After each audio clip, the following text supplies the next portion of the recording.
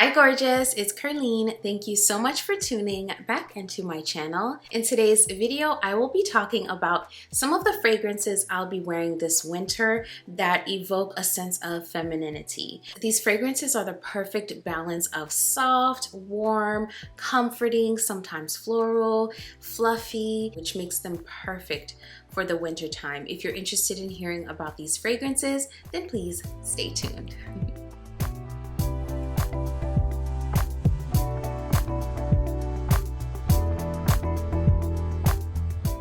Hey friend, welcome back to the channel. I'm so excited that you're here. I'm ready to talk about these fragrances, but before we do, I want to say thank you to those of you who may be new here. Thank you for clicking on that thumbnail. On this channel, I talk luxury, I do review videos, I share my fragrance journey like today. I also sprinkle in a little bit of lifestyle, and there's a little bit of encouragement in every single video. So if you're interested in any of those things, then I think you'll love it here, and I would love to have you. So go ahead and hit that subscribe button. And also be sure to turn on that notification bell so you know exactly when my videos drop. All right, let's get into it. The first fragrance I have here is Maison Asrar Soirée by Orchid. This fragrance, y'all, I am in love with this fragrance.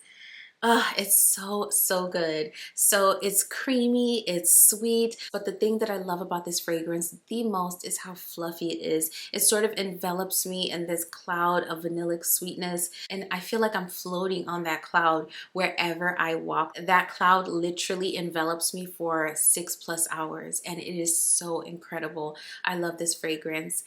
Yeah, this is just so beautiful. It's gorgeous. I have talked all about this fragrance in a previous video. I will link it here. I went in depth into what I thought about this fragrance. I've also followed up that initial impression in other videos. So please feel free to peruse my channel and watch the videos that I will link for you. It's supposed to be a dupe for Eilish by Billie Eilish. It's also been compared to Nebris by Lattafa. I talk all about the differences in my opinion. And out of the three, this is my favorite. This is so gorgeous. I have been thoroughly enjoying this one, and I feel like this one is very cozy and comforting and warm, and that's why I say this one is more of a feminine winter fragrance. It gives you that sense of comfort that you want in some of your fragrances for the winter time, but it also exudes femininity because it's very fluffy and soft and sweet. So this is Soirée by Maison Asrar. So speaking of comforting, cozy, sweet, this next one is a body spray, and this one is Flur's Heavy Cream. So Heavy Cream is like this citrus, vanilla. It's creamy, it's slightly lactonic, and it has a little bit of a muskiness to it, and it's very light. It's like a light, fluffy fragrance. So right in line with the previous fragrance, this one gives off that cloud, that fluffy cloud, except of course this one is a body spray. So it doesn't give me perfume performance, but I love this one. I love layering it. I would layer Soirée with this one because I think they have the same sort of essence and feel. This is another one that I did a video talking all about it, so I'll link that video right here for you. It has a lemon sugar at the top, and it's definitely sugary. It definitely gives citrus. It gives it in the opening, and I feel like the citrus sort of lingers. It gets softer, but it lingers. There's a marshmallow note in here. This one has a vanilla mousse, salted caramel. This one is so delicious. It is definitely a gourmand. It's definitely lactonic, but I feel like it's very well done. It's light, not overbearing at all, and can be layered with other fragrances. So this is perfect for wintertime, and I classify it as a feminine winter fragrance because of all of those components, all of those characteristics. It's fluffy, it's sweet, it's comforting, and it's cozy. So this is Heavy Cream by Flur. This next one is also a very soft and comforting, and it's the kind of fragrance I feel like is a hug in a bottle. For me, that's just what I get from this fragrance. This is Bond No. 9's Tribeca. Tribeca is one of those fragrances that there was a little bit of hype surrounding it when I first heard about it, and I wasn't sure if the hype was real. I definitely was not sure if it would work for me. I wasn't sure if I would enjoy it enough to spend that kind of money on it, and I actually ended up picking up Greenwich Village first. I had a sample of this one as well, and after bringing Greenwich Village home, I realized this was the fragrance for me. This was the one I gravitated more towards, and it makes sense because I love very sweet fragrances. I love fragrances that feel soft and comforting and cozy. And this was all of those things. Tribeca has so many of the accords and notes that I love in fragrances. There's an amber in here. It's a little nutty. There's a little floral characteristic to this fragrance. So it has many of the accords that I absolutely love. This one is one you can pick up off of Joma Shop. So you do not have to pay retail price for this, although I picked mine up at Neiman Marcus, but you do not have to pay retail for this because it is discounted on Joma Shop. This has a cacao and hazelnut in the opening. It has caramel. There's a jasmine at the mid, and there's a cedar. I don't pick up a ton of cedar or a ton of jasmine. The mid is very subdued in this fragrance to me and to my nose. But what I do pick up is the nuttiness, the richness, probably from the caramel and the nuttiness and the cacao. And then there's this airy quality to this fragrance. It feels very light. It just has that very airy aldehydic vibe to it. And I think that can be attributed to the ambroxan at the base. Love this. This is a great one for winter time. This is Bond Number 9's Tribeca. Anytime a fragrance has an edible quality to it, I feel like it tends to lean a little bit more feminine. And also marshmallow is one of those notes that adds that sense of softness to fragrances. So this fragrance, although it does not have a marshmallow note, I think it's a dupe for a very popular fragrance that does have a marshmallow note. And this one is Fama by Gulf Orchid. This is a new discovery for me and one that I absolutely love. I thoroughly enjoy this fragrance. This is supposed to be a dupe for Love Don't Be Shy by Ker-leen, but I did a comparison where I talked about what's different with this one. So this one has like this syrupy marshmallow vibe. It also doesn't have that sharp white floral, and this one also does not have that signature if you know Ker-leen DNA. This one is missing all of those things. But what I love about it is that syrupy sweet quality and the marshmallow that my nose is picking up. It is so good. It is a nice dupe for Love Don't Be Shy if you do not have that kind of money to spend or don't wish to spend that kind of money on a fragrance. This is a nice one. Fama is sweet. It's vanillic. It definitely has a marshmallow characteristic because there is a fluffiness to this, but it's also very syrupy sweet and a little musky. Now, as time has gone by, this has gotten less and less musky for me and more syrup rich and sweeter. That's what I would say about this one. It does get better and better with time. This is Fama by Gulf Orchid. So when I want those soft, feminine, very girly and flirty vibes, this is one fragrance that I always reach for. I love wearing this any time of day, any and everywhere, and any time of year. It is that versatile. This is Burberry's Her Elixir. Now, I know there is a new Her Intense, and I have smelled that one, and I'll talk about what I think the difference is between the two in just a moment because I have smelled it. I've sprayed it on skin. I did a side by side and everything. However, when I want to feel like that girl, I want to exude softness and brightness, this is one that I love to reach for. It's so good. It's so pretty and girly, and there's a powderiness to this fragrance which I feel gives off a freshness, like you just smell fresh and clean, but then you have those sweet and fruity characteristics. So this is just fun and a bottle for me. I love this fragrance. It's that girl. Her Elixir has a gorgeous mix of berries at the opening. Then you have jasmine, which is not a very jasmine forward fragrance to my nose, but I definitely pick up the fruit. And then the sandalwood at the base of this fragrance gives this fragrance a heavy creaminess, but this fragrance maintains a sense of softness. And then that gorgeous trifecta of just goodness at the base gives this fragrance this rich creaminess and also a sweetness, but somehow this fragrance is fresh. To my nose, it feels powdery and fresh as well. Not overly powdery, so if you don't like powdery fragrances, don't let that scare you off, but this does have like this kind of soft powdery freshness.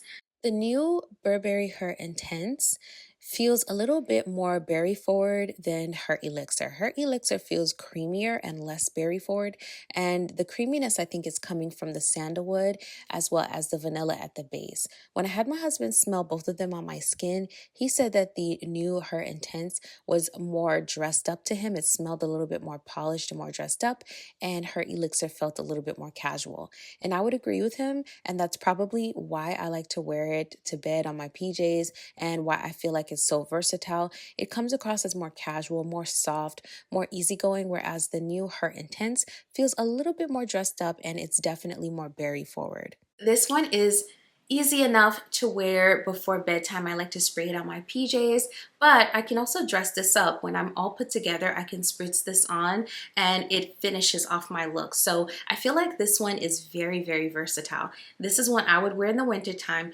because it has that rich base, the sandalwood, the amber, and the vanilla, but it maintains like this softness. So that's why I put it in this list of fragrances. I do think that this is the perfect feminine winter fragrance. This is Burberry's Her Elixir. So this next one I put in this video because it has this flirtiness to it. It has a candy vibe. It's very girly, super sweet, and it has like this really juicy opening. This is Confection by Paris Corner. This is a dupe for Kayali's Vanilla Candy Rock Sugar 42, which by the way is one of my absolute favorite top 10 for life fragrances. I own the original and I love it, and I happen to think that this one is an absolutely fantastic dupe fragrance. So if you're looking for that similar feel, this is a very, very nice one. This bottle is everything. I love it. So first and foremost, presentation is on point, but the juice inside is what we're talking about. I think it's noteworthy because it performs better than the original, and it is so close, so absolutely close to the original formulation. Now there are some differences and I've talked about it in a video which I'll link here, but just know this is a fantastic dupe. I love this one because it's girly, it's fun, it's flirty, it has that candy vibe, albeit less bubblegummy than the original. However, I think if you're looking for something a little playful to wear this winter, this is a nice one. This is one that I will continue to wear this winter because it has that sweet, rich creaminess to it as well. So this is Confection by Paris Corner. This next one I was gifted along with two other fragrances, and this is the one that was my favorite out of the three. This is Mugler's Alien Hypersense. I haven't worn this in a while, so I want to spray it. This is so good. This fragrance smells so expensive, but it has this fruitiness to it that I absolutely love. So I would classify this as a nice feminine wintertime scent because it has a fruitiness to it. And it also bears the Alien name, so you know it has that alien DNA. To my nose, I definitely pick up the alien DNA, but it's a lighter, brighter, more juicy, more palatable and crowd-pleasing alien flanker. I love this fragrance. It's so pretty. Another reason why I think this is perfect for the winter time is because it's potent. It's very, very potent. This is one that projects at more than an arm's length for the first 2-3 hours that I have it on. After that, it wears a little bit closer, becomes more of like a scent bubble type of scent around like the 4 or 5 hour mark, but it does last a fairly nice amount of time. I would say right now I'm getting about 6 hours of wear time where I can smell it and others can still smell it if they're in my vicinity. This is another pretty bottle. I love this color. I just love the gradient effect they have on this bottle. Oh, this smells so good. So expensive. Oh my goodness. This is a nice one, y'all. Very, very nice. It's one of those fragrances that I would classify as a spring, summertime fragrance, but I would wear it in the winter because of its potency. So if I'm in the mood for something fruity that's really gonna make a statement and stand out and be bold and cut through the cold weather, this is a nice one. I think whenever there's pear in the opening of a fragrance, it automatically gives this mouth-watering juiciness, and that's what this fragrance is. It's extremely mouth-watering and juicy, but it is also white floral forward. It has two kinds of jasmine at the mid, and then it's a little woody and a little musky. There's also cashmere at the base, so I think it's very true to the notes. It's a little linear in my opinion, so I don't feel like it takes you on a journey. I feel like what you get when you first spray it is what you'll get at the end of the day, just a little softer. So this is Mugler's Alien Hypersense.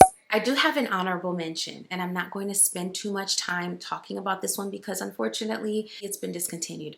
But this is one that I wanted to share because it's something I'll definitely be wearing this winter. This is Valentino's Donna Born in Roma Pink PP, I think is the full name. And this is one that's more of a warm floral. As time has gone by, this has gotten more rich, more velvety, and more warm. And that's what I love and I think makes it perfect to wear during the winter time. So obviously this is a more feminine leaning DNA, but I think it's gotten warmer and I feel like it's gotten more hefty and just there's more of a presence to it. It's thicker, it's a little bit sweeter, and for those reasons, I am definitely going to be wearing it this winter. Oh my goodness. So out of all of the flankers for Donna Born in Roma, this is my absolute favorite. This is everything I wanted the original to be. The original was just too like sweet and cloying and a little nauseating for me, whereas this one cuts back on that sweetness, but it still gives me that rich, warm floral. This is another one that I have a video for. I'll link it either here or in the description box. And when it came out, I picked it up because I heard it was going to be a limited edition. I am so happy to have this in my collection, and as you can see, I've been using it sparingly just because I know it's going to be hard to get another bottle of this. So this is Valentino Donna Born in Roma Pink PP. All right, beauty, thank you so much for being here for another video. If you're new here, thank you for stopping by. If you enjoy fragrance content, I make quite a bit of it. So in addition to liking this video, don't forget to hit that subscribe button and the notification bell so you never miss another video. So before we part ways, I wanted to remind you today that the true test of who you are lies in your ability to persevere. So when things get difficult, when you don't feel like putting in the work, when you don't feel like taking that next step, do you allow those feelings to take over and become the reality?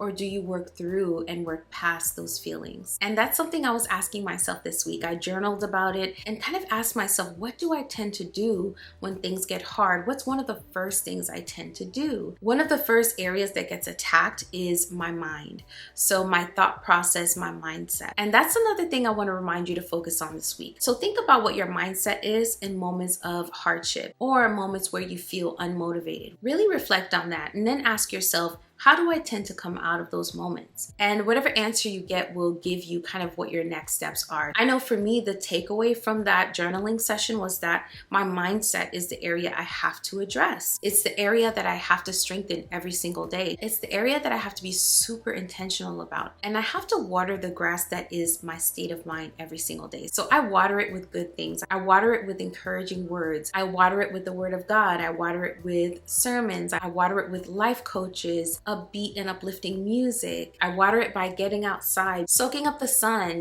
being in nature, admiring the things that God created, which helps me to admire myself. I also water it by being consistent with working out. Right now, I work out anywhere between 4 to 5 times a week. I now love working out, and that's because my mind is immediately reset after a workout session. And then finally, the things that you eat. I find that when I eat a lot of processed foods, a lot of greasy foods, I tend to feel sluggish and feel down, and it affects my mindset. So anywho, think on that this week. A true test of who you are lies in your ability to persevere. So in moments of hardship, where does your mind go? What do you do? Per usual, I will be over here thinking on the exact same thing. Thank you so much for watching this video. I will see you in the next one very soon. Mwah!